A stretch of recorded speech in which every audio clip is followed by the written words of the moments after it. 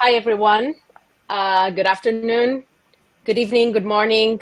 I'm very happy to be with you all today for our third and last session.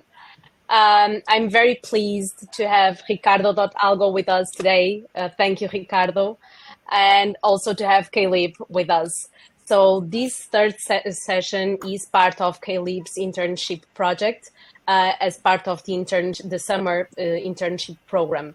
The summer internship program is a 10-week program hosted by the Algorand Foundation, where we welcome students to have their first or another experience working at the Algorand Foundation with us. And Caleb is doing his internship on the NFT ecosystem success side of things.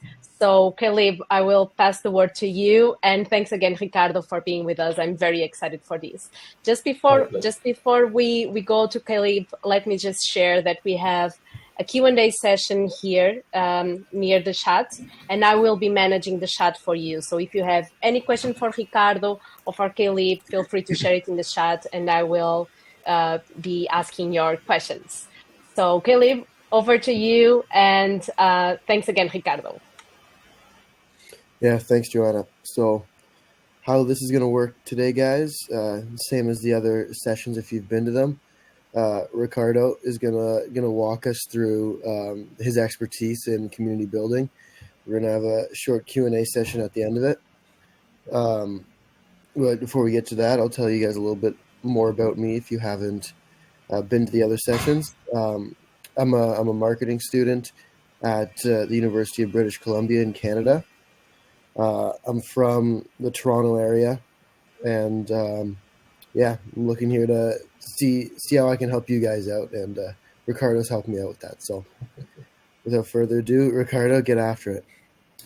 Thank you so much, everyone. Thank you, Joanna, for inviting me. And thank you, Caleb, again, for creating this amazing initiative for all the NFT and project founders on Algorand. If we can go to the next slide, please. Okay, so basically today we're going to talk about the art of community building, because in my opinion, it's an art form. You need to understand your holders, you need to understand crypto Twitter, and you need to have some kind of understanding of psychology and what drives these people to hold and become part of your community and integrate inside your community and share the same values and the same ideas. Next slide, please. So basically, this is why my Web2 identity and also my Web3 identity. I have an Alex as my PFP. It's my brand, it's my image. I use it all the time. And in my opinion, we kind of look the same. There's a lot of similarities. And when I look at this Alex, honestly, it reminds me of my teen years when I used to be like a rebellious child that used to listen to metal music and had piercings and wear black. I'm actually wearing black. So as a holder, I feel a sense of belonging to this community because the art speaks for itself and I have nostalgia when I look at it. So this is the feeling you want to engrave in your holders when they see your art or when they join basically your community. Yeah, so let's dive in. Next slide, please. So when you look at these terms, art, marketing, utility, technology, roadmap, and community, they're basically the elements when you want to start a project, an NFT project. But only one element cannot be replaced, which is community. You can have amazing art and low-level art. I've seen projects with basically NFTs as rocks or as in circles that sell for $10,000s and have an amazing community. And so community is key. Your community endorses your art. Your community markets your art and your products and your brand. Your community also uses your utility and the technology that you have. And also your community basically walks with you all along your roadmap. So community is key, as Joanna said, of course. Next slide, please. So basically, when it comes to designing a community, there's something called community design canvas. which has been created by a Canadian researcher called Michael West. He's a professor. And it basically sums up all the elements that need to be understood and acknowledged before trying to even create a community and along the way. It's similar to, let's say, a business model canvas, which we use whenever we want to launch a business or startup. And here, when we look at it, we have sponsors, activities, places, and rules. So these are the means. And we have the ends, which are engagement, members, recruitment, and outcomes. And at the heart of this canvas, we can see the purpose. This is the purpose of your community, your vision, your value proposition, which you will need to achieve all the other elements. And it's going to be your slogan, basically, that you will use to, let's say, attract new members to your community. And let me just add something. Because you're talking about NFT communities, there's two types. You have a brand community, which is the most well-known when you have a brand and you're trying to market it as per your NFTs. And there's also co-creation community, where your community feels involved and creates and adapts and gives you output where you can co-create and innovate together as a founder and as a community. Taking an example from a successful co-creation community in Web2 that I always use is the Lego ideas. So as we all know, we all have heard of Lego, which is you have the small pieces and you create either a castle or a car or anything. Kids like it and also grown-ups, I do. But in late 2010, I think 2009, Lego was having a hard time to sell. So basically, they went and asked the community to create designs for their Legos. And the designs that get a lot of interaction and a lot of likes on their websites, they will create it as a full Lego set and sell it. And 1% of the royalties will be awarded to the designer, which is a community member. So this is a really amazing success story when it comes to co-creation communities in Web 2. So Lego created Lego ideas. They took the ideas of the community, they monetized it, and incentivized the community to create designs. And we'll speak about this in Web3 later on. Let's dive in. Please, next slide. So the first element, or the golden element, is your purpose. What is okay, so let's be clear. I want this session to be interactive. So most of the attendees here are NFT project founders or community managers. So when I ask these questions, try to answer them or in the chat or by yourselves. And let's do it as a team building exercise, basically. What is the purpose of the community? Why should it be created in the first place? What will your community look like when it's working well? Define your vision. What scope does your community have? Your scope. Your purpose needs to also align with the community members' purpose as well as your needs. So their needs are different than your needs as a founder, but both needs should be aligned at the same time. Next slide, please. Okay.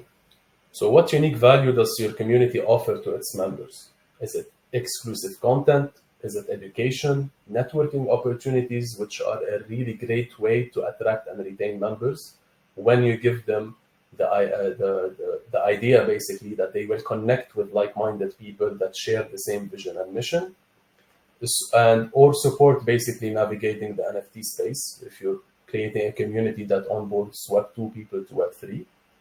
What are the main goals you want to achieve with your community? So basically, is it collaboration, promoting creators if it's a creator-oriented community, or increasing member engagement? You want to create, let's say, monthly events and you want everyone to contribute and have fun and engage with one another? Or you want to just basically drive your NFT sales, which I think most of the project founders in this space focus a lot on it. And I think they should, but it shouldn't be their main priority. And I'll talk about it more later on, because if you only focus on sales and you want to try to sell your NFTs, people are going to get tired of it. You can't always sell. You can put, okay, so I'll talk about it later on because it's a huge topic. Why should people join and stay active in your community? What so if I'm gonna join, why should I join? What motivates me? Are you gonna give me incentives, tangible, intangible? Tangible as in NFTs or as in a role or as an opportunity to grow. Intangible as the feeling of being accomplished or success or belonging to a community. That's why psychology is super important when it comes to community building and understanding these members and this ecosystem. Describe the culture and values that will characterize your community. So, for example, if you're creating a community in the Middle East, basically the culture is going to be Middle Eastern. They're going to talk in Arabic. They're going to share the same values. And it also applies in Web3. So you're going to have degens. You're going to have people who love NFTs. You're going to have fudders also, because fudding is in their nature, because this is crypto Twitter. It's not a corporate business. You need also to identify the KPIs of a thriving community. Is it a high engagement rate, or is it the number of NFTs that you sell if you sell out? Is it how many members are retained all along the community building process? Depends on your own goals. You should set your KPIs. And at the end, you need to define your target audience. Who are you targeting? Is it Web2 people onboarding them through NFTs to Web3? Is it already Web3 integrated people that you want to onboard to your project? Or is it simply algo fam you want to onboard? Or do you want to take it cross-chain and onboard the whole blockchain ecosystem? Depends on your needs and the whole purpose of your project. Next slide, please. And because the purpose is super important, it's your golden element that you use when you want to market yourself or you want to talk about your project. I created a template that I think every NFT project founder or community manager should be able to fill in the words and brackets, basically. Okay, let's say you're in a Twitter space. You have your NFT as your PFP, and the host tells you, hey man, your NFT looks cool. Can you please tell me more about your project? You're going to hop in as a speaker. You can basically use this line. Hey, our NFT community aims to, what's your core purpose? Providing what's your unique value to who's your target audience. By fostering a culture of what are your community values, the language, how people think. Everyone likes cars, for example. You like anime. Depends on your community. We envision a community where, what's your vision of success? Our focus on your content scope or your elements ensure that we will meet the needs of our members and ourselves by alignment strategies. Because as I said earlier, your needs may not be similar to your community members' needs, but they should be also aligned at the same time. And this is the golden element that will reflect on all the other elements available in the community design canvas. Next slide, please. And now we will start to talk about another element, which is your members. Who do you want to participate in your community? Is it open to everyone? Is it public? Or is it private to a niche group of people that share only the same interests and want to talk about one single topic? What needs do your members have? I mentioned that earlier. Do they join to get information? They need to join your Discord. Why? To make interactions, to talk with other people, or just to find information about your projects and your project and your links? Is it membership open, or do you restrict membership? And this is a super important idea. So let me tell you an experience I had on Ethereum. So there was an NFT project that before even launching a Discord or launching their connection, they created a Twitter account. And the only tweet that they posted was, if you want to be part of our community, fill in this form. So people clicked on the form, they added their Twitter handle, and they asked them, why should we pick you to join our community? Why do you think you're a good fit to join our community? Please elaborate. And you had thousands of people apply through this form. And the people that were selected, they sent them a Twitter DM telling them that, congrats, you've been selected. Do you want to join our community? And they said yes or no, but 99% they said yes, of course.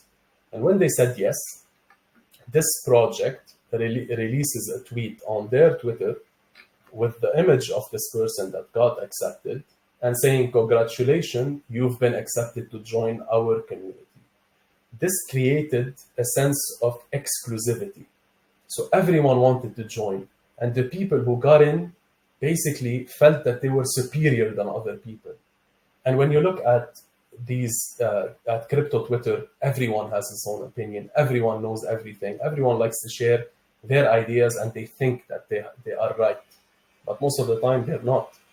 So this community strategy created a need, a psychological need to join this community. And I assure you, every person who joined bought an NFT, because this NFT now is considered as a social status. And they flexed it on Twitter, saying that, "Hey, I got in, I got this NFT, I'm better than you guys because I was chosen." And this is the psychological need when it comes to intangible incentivization. Okay, amazing. I love this story, honestly. And whenever you want to launch your NFT collection, don't create the Twitter today and launch your NFT tomorrow. You need time, you need hype, you need to implement the right strategies. And this community design canvas showcases all these strategies. Incentivize and retain early members. Again, a super important topic. Your early members are the people who market your project, who engage with your tweets and your social interactions, and they will recruit their friends and family and circle. You need to incentivize them. And if you haven't done that already, you should, either by giving them a Discord role as an OG or giving them a special one-on-one NFT. This will create the need inside their brains that they are wanted, they are part of this community, they can contribute to this community, and later on they will do basically what any community manager wants: growth and get more people involved. Your community cannot be for everyone. Again, if it's a community about NFTs of cars, drifting cars, somebody who doesn't like cars will not join, basically. And that's it. Next slide, please. Your sponsor. So your sponsor differs from your community if you have gained, let's say, a grant or gotten VCs or investors involved, or it can be you as a team member or a founder who has invested in this community. So who started the community? What needs do your sponsors have? Because when your sponsors give you money to create this community and sell your art or your tech or your product, they have needs different than yours. And also the needs of your community differs from the others. So you need to stay also in line with your sponsors' needs, if it's ROI or engagement or funneling your community members to the sponsors, let's say products, for example. And you need to differentiate between the business and the community. The business is, for example, if you're funding the business as a founder, the business is selling NFTs and gaining, let's say, revenue to pay expenses and to create new products. And you have the community which endorses you. They cannot be the same, because if you put them on the same scope, it's gonna be super difficult to manage everything. Next slide, please. Engagement, a really important topic. How do you motivate your members to contribute? Which roles can members take? Can they grow inside your community? Can they become moderators? Can they become community managers, collab managers, chillers? Depends. How can you instill a sense of belonging in members? How can these members feel like they're at home? A day has 24 hours. We work 7 hours, we eat 2 hours, and we sleep 7 hours. That leaves us with what? An hour or two? Why should this person sacrifice 1 hour of his precious day to join and interact with your community? So you need to instill a sense of belonging inside him. Next slide, please. Okay. Again, we come back to your value proposition, which is the golden element, which will be used to market yourself and your NFTs. clearly articulate the benefits of contributing, such as gaining exposure, learning new skills, or connecting with like-minded people. This is your value proposition that we did a little exercise on before. Incentivize and rewards. Incentivize everyone who's basically engaging and building your community. It doesn't need to be tangible as in algos or USDC or in cash. It can be intangible as having the feeling of success or giving him a role as an OG or as a moderator inside your Discord. Because people change their personalities and their perspectives based on the title that you give them. If you have somebody in a company that is an associate, he has his own personality. But when he's promoted to manager, he becomes a manager and starts to, let's say, spread the managerial spirit, even though he wasn't like that. His personality shifted. So when you give them a role, a sense of growth to your members, they will align their needs with your needs and grow the community without knowing it. So you can give them exclusive NFTs, access to special events, let's say OG early members events, and recognition. As we said, recognition is the best form of psychological rewards. When somebody feels recognized, they feel rewarded more than being rewarded from a monetary point of view. And badges, of course, on Discord as, for example, best artist on Algorand, for example, you can give that role on Discord for an amazing artist that you think he's right fit for this role. And unconsciously, he will start to market your product and your community. Like, hey guys, he posts on Twitter, like, hey guys, they in the eyes of Ricardo, I am the best artist on Algorand, and they value their members. So I think you should join their community, because your skills and your contributions are seen inside this community. And this is why I'm focusing more on the psychological way to incentivize members to join. Gamification, yeah, of course, everyone likes a little challenge to a certain extent. So you can use points, leaderboards, achievement badges, but don't make it all the time competitive, because not everyone likes to be a loser. And we have a lot of sore losers. So to keep that positive vibe, don't introduce points and leaderboards all the time when you want to do activities and events. Meaningful engagements. So hear every community member when he has or she has a feedback. Don't disregard it, even if it's a really weird and not good idea. For example, acknowledge it. Like, hey fam, thank you for the feedback. I'll take it into consideration. Blah, blah, blah, blah, blah, for example. If you disregard it, you lost a community member. If you reply in a negative way, you lost a community member, and this community member will take also his friends with him to leave your community. Why? Because you didn't reply to his feedback. And personally, he wanted just to contribute, to feel he belongs to this community by giving his feedback, and you disregarded it. So that's something really important. And also voting. So no need to create a DAO or a wide-scale treasury with a DAO and everyone can vote and staking tokens. No, just a normal announcement on Discord. Vote yes or no. Do you think the project should do A or Z? They vote, they talk, they give their opinions. And by doing so, each member will feel like they're also a co-founder of the project, and they are steering the way of the project where it's going. And also regular interactions. So please, I've seen a lot of projects on Algorand that don't host even Twitter Spaces. I'm not saying you should host one every single night, but at least once per month, have a regular schedule, because people like consistency. Let's say Friday night at 6 p.m. CST, where anyone is invited. If you lose me, I'm here on the Twitter Space Friday night. Come here, let's chill, let's talk, let's have fun. And this is how you grow your community. And tell them that I'm still here, I'm building. And of course, each and every person has his own tasks or his own stuff to do in his daily life. but I'm giving you 1 or 2 hours a month just to chill with you, and they're gonna see it and they're gonna love it. Next slide, please. Okay, so recruitment. How do you recruit new community members?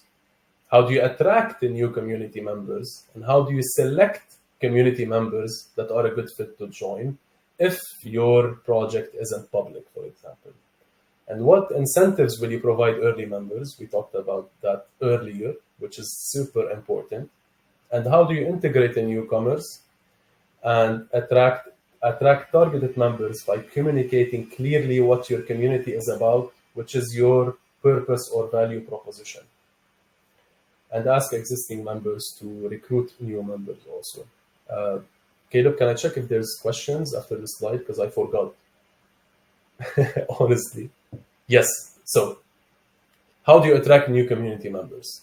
So you need to have a clear value proposition when you talk about your project. Success stories are also super important. If you post that your project is amazing and everyone should join, I don't think anyone will join. But if a community member posts a picture of his PFP on Twitter and says that this is the best community I've ever joined, they're so supportive, they have fun events, they're super engaging, and we talk about different topics, all his followings are going to be interested in joining your community.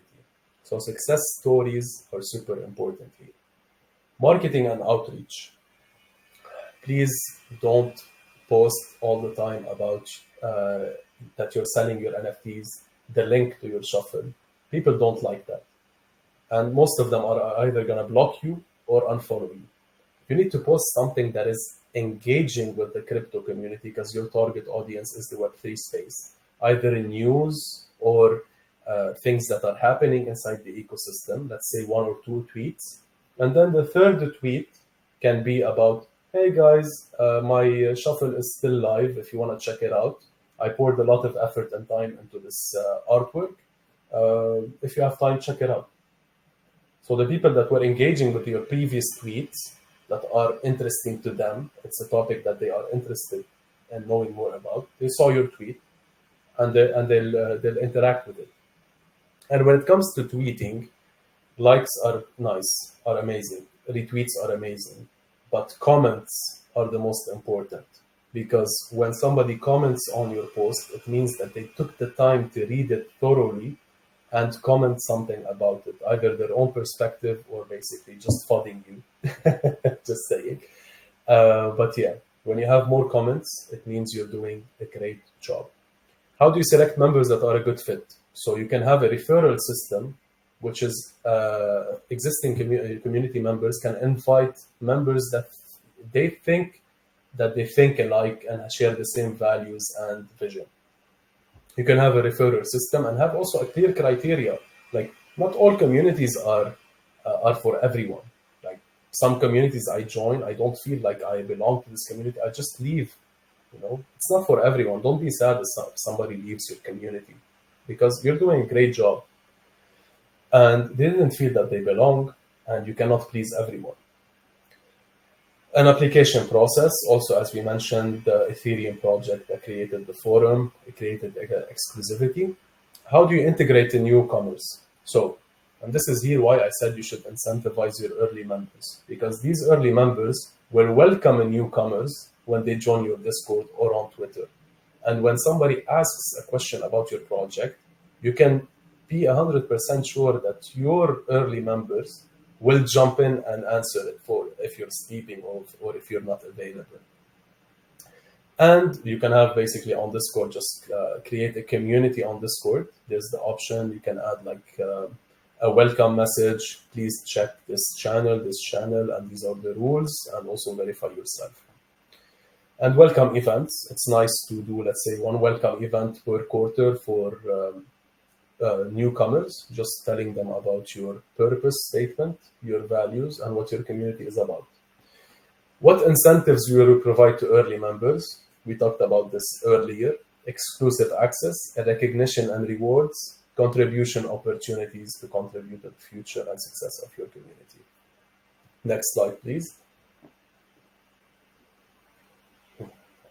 Outcomes. So Here we're talking about outcomes that the community produce. For example, like co-creation, like we talked about the Lego ideas. So the community created the design, and the company Lego, which is the sponsor, implemented the idea and rewarded the members. And when it comes to NFT communities, we can have some kind of aspect of co-creation, which isn't widely available.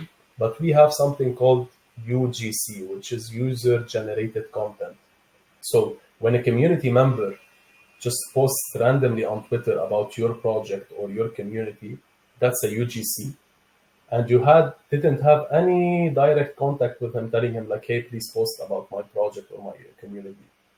This is a trackable, let's say, metric, which indicates that your community is succeeding because they're talking about it unconsciously on Twitter without your knowledge.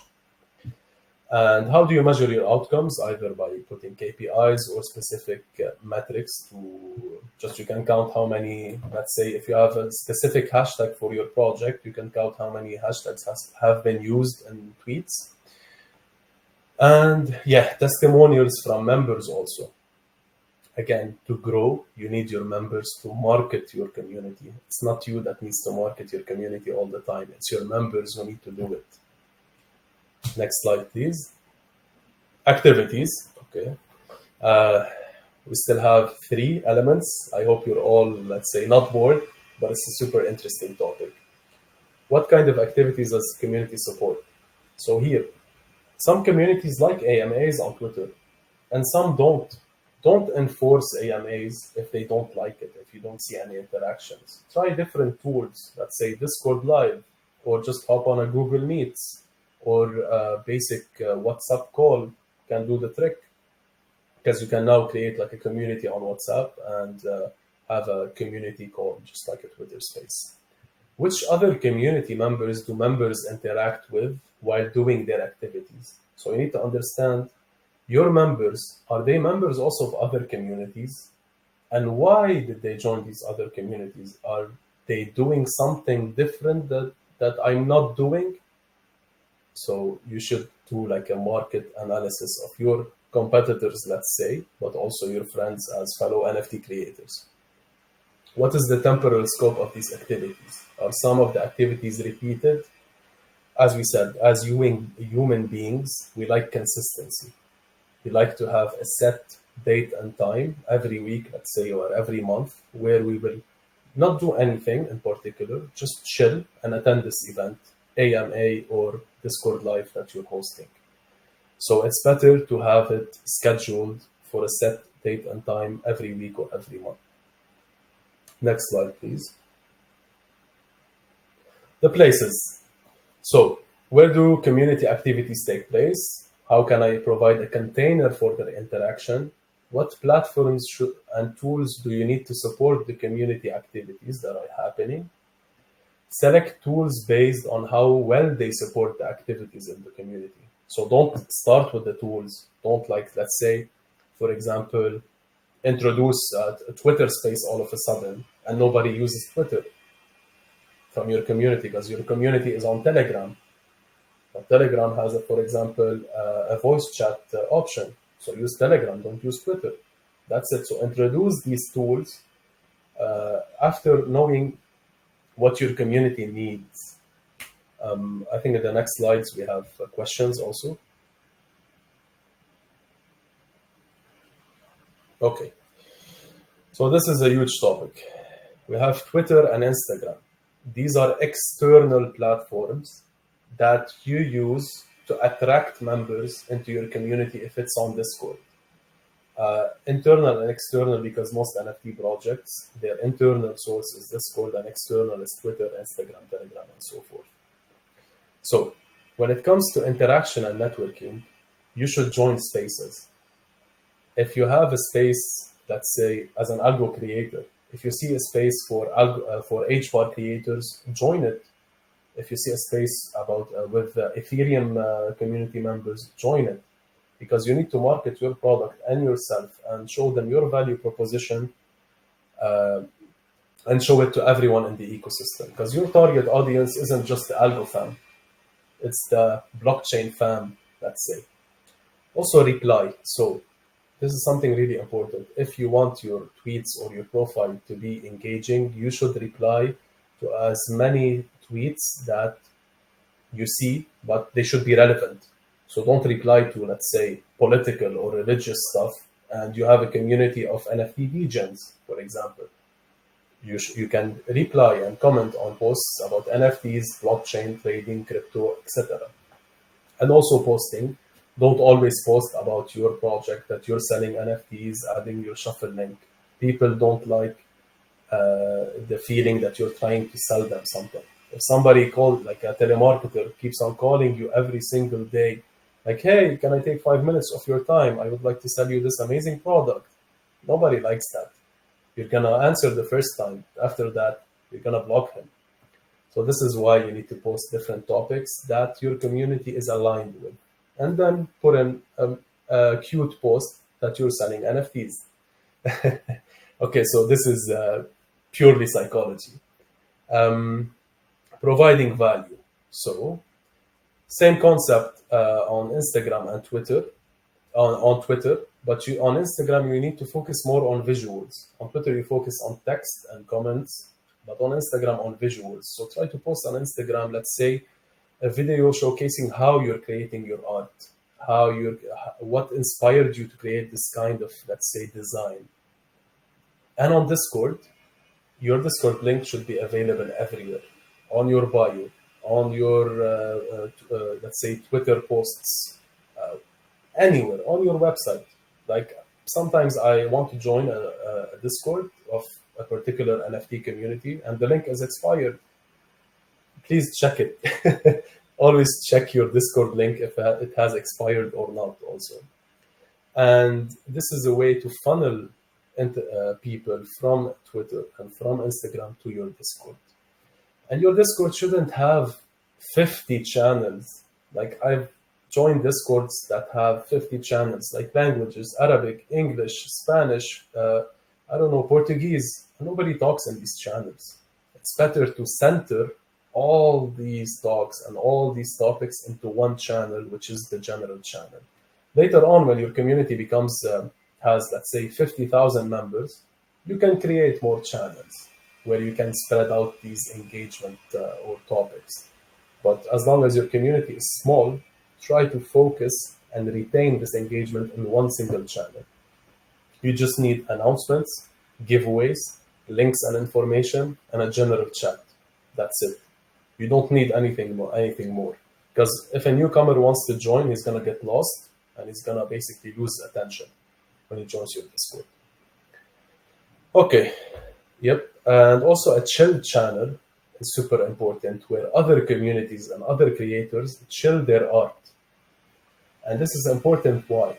Because their community will join your community and your community will join their community, creating a wide range of networking. And this is super important. Don't be mad if somebody chills their NFT or ongoing shuffle in the dedicated channel, which is the chill channel. Be happy because you're being recognized and they want your community to be active. Next slide, please.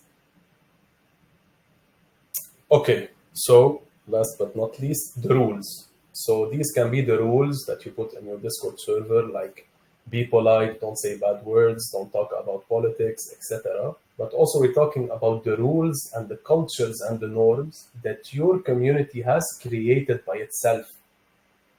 For example, your community, I don't know, likes to talk in, let's say, it's an Arabic community, but they like to speak in English. These are the norms and values of your community, even though they're Arabic, but they like to speak in English. So this is a culture that they created, meaning that they want to speak in English. And don't try to change that, because if you try to change it, you're going to lose your members. And also, if your community likes to talk about art, for example, and you don't have an art community, your community is about, I don't know, cars, but there's members who talk about art and design, for example, and everyone is interested about this idea. Let them talk about it. Endorse them. Give them the tools. Create events based on art. So that's it. Yep, I think that's basically it. So this is the community design canvas that encompasses all the elements of a successful community that you should basically do as your homework before launching, or if you've already launched the community, try to find where you lack these elements. And next slide, please. Yes, so of course, I've been in the Web3 scene and managing projects since 2019 on Solana, Terra Luna, Algorand. I'm a business Web3 and strategy consultant, but all my research has, of course, a reference.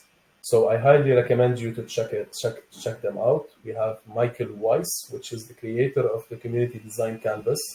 And we also have a really amazing book by Robert Kraut, which is Building Successful Online Communities, Evidence-Based Social Design. It's a thick book, but an amazing read. I suggest you do that. And also, I salute my dear friend Karim. We've started this journey in 2019 together. He has his own consulting company in Canada, and that's it. Thank you so much, everyone. Hopefully you enjoyed this presentation about community building, and I'm up for questions. Okay, so many questions. Wow, Ricardo, thank you. I took so much notes. I learned a lot on this session. Thank you for this. So I've been asking the community if they have questions for you. I believe people are just, still digesting what you shared here, because it's like, I could spend, I don't know, many hours just talking with you about this and learning from you. So many gold that you shared here with us. So I actually have one question. Everyone, if you want to share questions for Ricardo, feel free to do so on chat or on the question section. But my question to you is more on like, one thing that really caught my attention here is that engagement is key. But I think that, at least in my personal opinion, engagement might be the hardest task, right, when managing your community, because people demand a lot of attention and sometimes you might feel overwhelmed.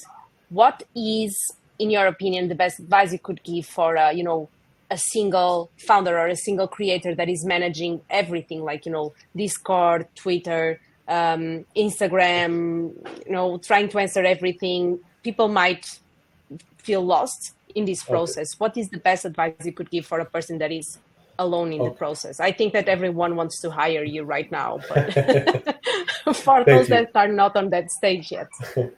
Thank you. So when it comes to a one-man team, let's call it, so if you're the artist and the founder and also the community manager and collab manager, don't try to spread all your energy everywhere. Just focus on key areas. So basically, just have a Twitter and a Discord. No need for an Instagram, no need for a Telegram, no need for a website also. Just focus on these two platforms. And also, when you're working alone and having all these tasks, it's nice to have community members help you. Because at the end, when they help you, they will have more sense of belonging and they will be happy and they will get rewarded unconsciously, and they will be considered as a co-founder, for example. So never be afraid to ask for help from your community members. Like, hey guys, can somebody help me to find, let's say, artists who would like to collab with my art, for example? That can be asked. It's an easy task. And if your members value you, they will give you, let's say, leads or references on other artists. And of course, again, don't try to always sell your art. I know it's super, super tiring if you're by yourself and this NFT project, let's say it's your only source of income, you need to keep up with the expenses and with everything. But again, this is not Web2. This is not a corporate company. This is a community. And your community gives you the value to stay strong and continue to grow. Without the community, I bet you're not gonna grow, you're not gonna go anywhere. And also, join Twitter Spaces. Like, this is a really important topic. Like, guys, you have an NFT project, join Twitter Space, chill, talk with the algo fan, and don't pitch your idea. Let them ask about your project. When they see your PFP or when they look at your profile, they see your bio, they will ask automatically. And if you do the small exercise within the Algo fam and you succeed, try doing it cross-chain outside of our ecosystem on Ethereum, HBAR, Cardano, because everyone is nice. Like I enjoy joining Twitter spaces, and everyone is super supportive. Depending on the Twitter space, some of them are super toxic. So yeah, that's basically it. Nice, nice. I love to hear it. I have a question for you, actually. Shoot. Well, this was more to learn kind of from where you see your community going, because I know you have a strong community yourself. And the question was, what long-term visions do you have for your community moving forward? My community, as in Algo Alex, or as in the Middle East for Algorand? Well, either. Okay. So basically, for Alex, as I stated before, it's a brand that gave me a sense of belonging and also reminded me of my childhood. So I really love Stefania. She's the artist, what she's doing. Her art speaks for itself. And I see on the long term that her art will be more and more recognized by the whole Web3, let's say, people or scene, as I have seen and, let's say, connected with her art. They will also do that too. And also, we're maybe gonna be launching something that's gonna be quite interesting. So yeah. And when it comes to the Arabic Algorand community, I think there's a lot of factors to consider. Okay, and when you do this, let's say, small exercise, the community design canvas, you understand that mainly in the Middle East, they're more focused on price and buying and selling. So retaining valued members that are interested in Web3 generally as a technology or as an infrastructure is quite a challenge. But I'm trying to do that by simplifying things and creating, let's say, content that isn't only focused on tech, but also focused on simplifying everything that's happening.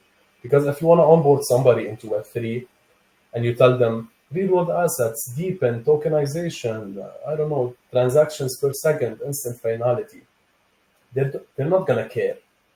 Okay, you need to give it to them slowly, and let them grow inside your community.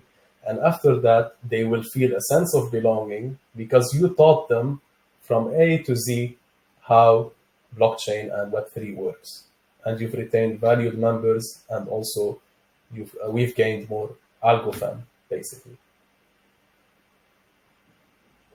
Awesome. Wow. Yeah. Wow. Go ahead, Kelly. Go ahead, Kelly. Go ahead. Well, Ricardo, thanks for all that. That's the only question I had. Joanna, if you have any other questions, or if we get any others in the chat. Yeah, we don't have any questions in the chat. I'm sure we will have a lot of questions on our YouTube once we upload this video. I hope that everyone that was here with us, and thanks for staying till the end, had a nice time with Ricardo.